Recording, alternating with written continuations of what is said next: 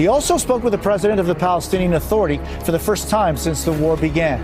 This, as we learn, U.S. intelligence had reported an increased threat of violence from Hamas, but no indication of the massive attack we saw 1 week ago. Tom, you're on the ground in Tel Aviv. What is it like there right now, a week after the massacre and possibly hours before the beginning of a ground invasion? Well, so much uncertainty, and for so many, the scars are still fresh. I spoke to a couple who survived the Supernova Festival. They ran out. They were shot at by those Hamas terrorists. At one point, the boyfriend told me he stared into the eyes of the Hamas terrorists that these men had no souls, but that they were so precise in their attack. We also went to a demonstration here in Tel Aviv where families were crying just outside the Israeli military headquarters. They were protesting, demanding that Israel bring their loved ones back. I happened to speak to a woman who her daughter's best friend is missing, a young woman who was at that festival. And I asked her what it's like now that we're in day 7. She says every day it gets worse. They have no information. These kids were just out there trying to have a good time. And we also spoke to an American, an Israeli American, I should say, who was at his synagogue on Saturday when he received word of what was happening in his homeland. He jumped on an airplane, leaving his family behind, telling them that he had to come here and fight. And he understands the complexity of what's about to happen, that once this ground invasion starts, him as an Israeli American will have to fight. War has come here to Israel once again, and there are innocent people in Gaza. There are terrorists that are there, but there are also innocent people who are trying to get out. We have a team of reporters tonight that are spanned all over the region. I want to start with Ellison Barber, who is near the Gaza-Israeli border tonight.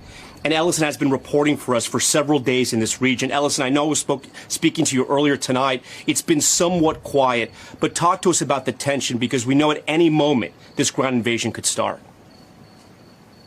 Right, Tom, it is still quiet, but because of the fact that there is this tension that we have seen hundreds, at least 100+ military vehicles, tanks, all amassed near the border in different pockets, and we don't have access all the way up close, but we have seen so much activity, movements of military tanks, military vehicles, artillery, military equipment that would be heavy moving equipment, all of it near the border, massive troop presence. All of that is making these moments, these pockets of time where things are a bit quiet, feel very tense and very eerie.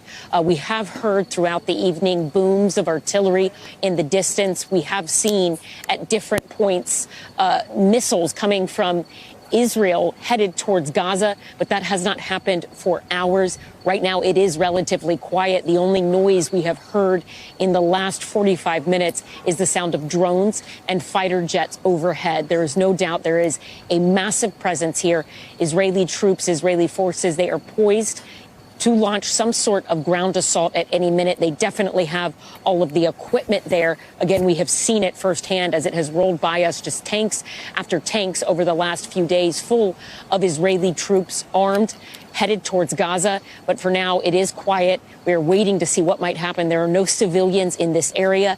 The only things you will see when you drive through this area are checkpoints of Israeli police, Israeli military, and then movements, flatbeds full of military equipment headed towards Gaza. Tom?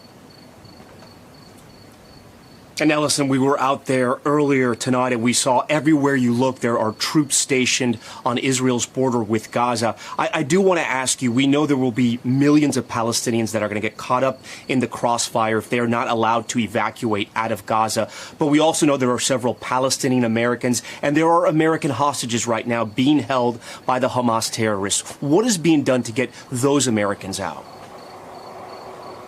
For the hostages, we heard today from the head of the National Security Council for Israel, as he was speaking with reporters in Tel Aviv and was asked about negotiations, talks. He said they are not and will not be negotiating with Hamas, that the war cabinet has decided they will launch this escalation of their counteroffensive, that they will attack by land, by sea, by air.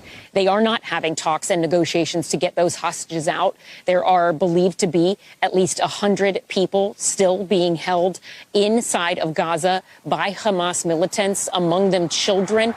There is one family, an Israeli family, that has been missing, all four of them, the parents as well as two children. Those children, they are 3 years old and 9 months old. We were speaking with people in Tel Aviv a couple of days ago, and they had talked at the time about how they were frustrated that they felt like the government wasn't moving quickly enough to have a response to this. They told us, regardless of how they identified politically, that they wanted to see some sort of ground assault into Gaza to get those hostages out, and they wanted to see it days ago. So there is surely frustration. We have heard it, as you were reporting, from the families of those who are still missing, but also from people we have spoken to in Tel Aviv. There was this strong desire to see something happen quickly to try and get those hostages out. As the time passes, you have to imagine that their frustration is growing, waiting to see what may take place. In terms of the American Palestinians inside of Gaza, the State Department has said that they believe there are between 500 to 600 Palestinian Americans inside of Gaza.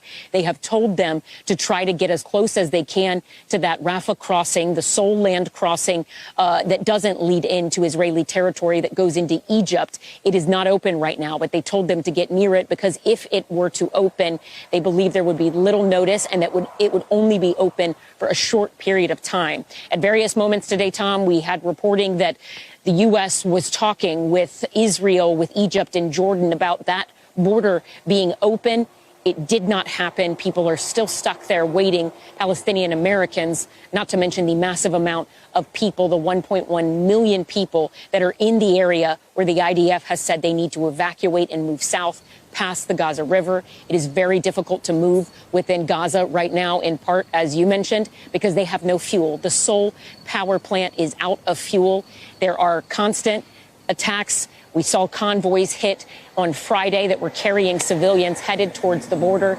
The situation there is dire for everyone, and there aren't a whole lot of answers right now for what will happen next. Tom? Ellison Barber at the Gaza-Israel border. Thank you.